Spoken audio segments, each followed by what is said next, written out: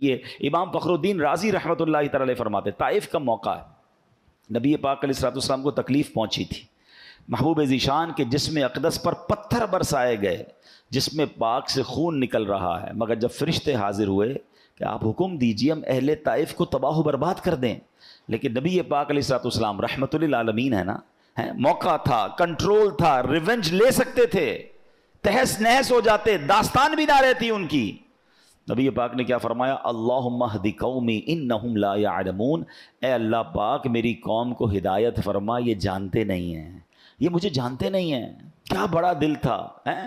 آج ہمیں موقع ملے ہمارے ساتھ کوئی زیادتی کرے، ہم کہتے ہیں میں بتاتا ہوں، اور پھر ایسا بدلہ لیتے ہیں کہ پتہ چلا کہ اس نے تو کم ظلم کیا تھا، مجھ سے بڑا ظلم کر دیتے ہیں۔ اچھا ہمارے یہاں معافی بھی بڑی عجیب ہے، ہم معاف بھی اس کو کرتے ہیں جس کا کچھ بگاڑ نہیں سکتے، 4-5 گارڈ ہوں جس کے پاس،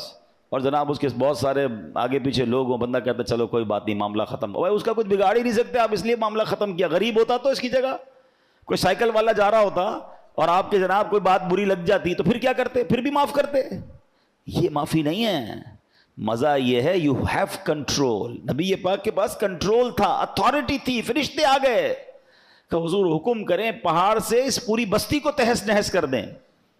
مگر سبحان اللہ آقا نے ان کی ہدایت کی دعا کی، بدلہ نہیں لیا، دعا دی۔ اچھا یہاں نبی پاک تو معاف فرما رہے ہیں، لیکن دوسری طرف کیا ہوا؟ غزوہ احزاب کا موقع ہے، کفار مکہ اکٹھے ہو گئے، مدینے پر چڑھائی کا ارادہ ہے، اس کیفیت میں نماز عصر کی ادائیگی میں دیر ہو گئی، اس پر نبی پاک کو ایسا جلال آیا، ایسا جلال آیا، کیا دعا کی؟ اللہم املا بطونہم نارا، اے اللہ پاک ان کے پیٹ جہنم کی آگ سے بھر دے۔ امام رازی نے کمال کی بات لکھی ہے، بڑی باریک بات ہے، سمجھیے گا۔ نبی پاک پر حملہ ہوتا ہے، اپنی ذات پر اٹیک ہوا، خونم خون ہو گئے، مگر اللہ کے حبیب نے معاف کر دیا، لیکن نماز کی ادائیگی میں تاخیر ہوئی کیونکہ اللہ کا حق نہیں ادا ہو رہا تھا۔ پس محبوب کا، ہمارے آقا علیہ الصلوۃ والسلام کا یہ انداز ہے، اور اللہ کی طرف سے بھی ارشاد ہوتا ہے، اے محبوب ہمارے ہاں بھی یہی قانون ہے، اگر کوئی مسلمان میرے حق میں کوتاہی کرے، مثلا نماز نہ پڑھے، نماز کو فرض جانتا ہو مگر سالہ سال ادا نہ کرے، وہ کافر نہیں ہو جاتا، وہ اسلام سے خارج نہیں ہو جاتا، لیکن اے محبوب اگر کہ کوئی آپ کے بال مبارک کی بھی معمولی سی بھی بے ادبی کرے گا تو ہماری بارگاہ کا دھتکارا ہوا ہوگا، اس پر کفر کا حکم لگا دیا جائے گا۔ فرق سمجھ رہے؟ سرکار دو عالم علیہ الصلوۃ والسلام اور اللہ رب العالمین کا یہ خوبصورت تعلق کیسا ہے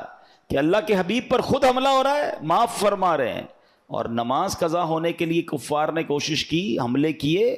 تو اللہ کے حبیب ان کی بربادی کی دعا کر رہے ہیں کہ میں اپنے رب کا حکم ادا نہیں کر پا رہا، یا تاخیر ہو رہی ہے۔ اور اللہ کے یہاں بھی دستور ایسا ہے کہ ساری زندگی کو اللہ کی نافرمانی کرے، نماز نہ پڑھنا بہت بڑا گناہ ہے، لیکن اس کو ہم غیر مسلم نہیں کہیں گے، اس کو دائرہ اسلام سے خارج نہیں کہیں گے، حالانکہ اللہ کی نافرمانی کر رہا ہے، لیکن حبیب پاک کی بارگاہ میں گستاخی کرے گا، ذرہ برابر گستاخی ہوگی تو پھر اسلام میں باقی نہیں رہے گا۔ تو یہ تعلق اور یہ محبت بھی سمجھنا ہے، اور سرکار دو عالم علیہ الصلوۃ والسلام کا رب کی بارگاہ میں مقام کیسا ہے۔